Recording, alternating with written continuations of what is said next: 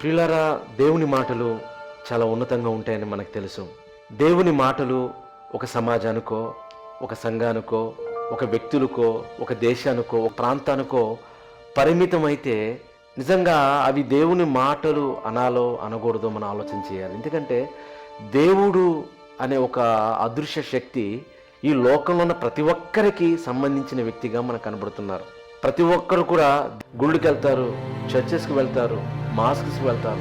దేవుణ్ణి ఆరాధించాలని ఒక ప్రదేశాన్ని నిర్ణయించుకుని దేవుణ్ణి ఆరాధిస్తున్నారు, దేవుణ్ణి గణపరుస్తున్నారు. బైబిల్ అని చెప్పగానే చాలామంది ఏమనుకుంటారంటే, అనేక సందర్భాల్లో నేను చెప్తూ ఉంటాను, ఇది కేవలము కొంతమంది వ్యక్తులకు మాత్రమే కాదు కానీ ప్రియులారా, ప్రపంచంలో ఈ భూమి మీద ఉన్న ప్రతి మనిషికి సంబంధించిందిగా కనబడుతుంది. ఈ లోకంలో ఎన్నో పుస్తకాలు ఉంటాయి.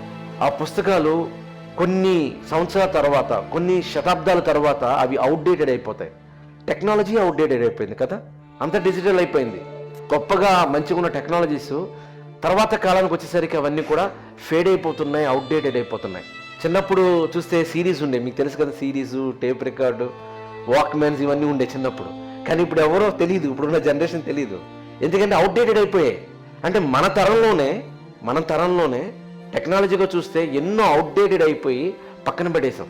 అలాంటిది దేవుని యొక్క మాటలు అవుట్డేటెడ్ అయ్యేంత విధంగా దేవుడు రాయించలేదండి. కొన్ని వేల సంవత్సరాల క్రితం రాయబడినప్పటికీ అప్పటి కాలానికి ఉపయోగపడుతుంది, ఇప్పటి కాలానికి ఉపయోగపడుతుంది.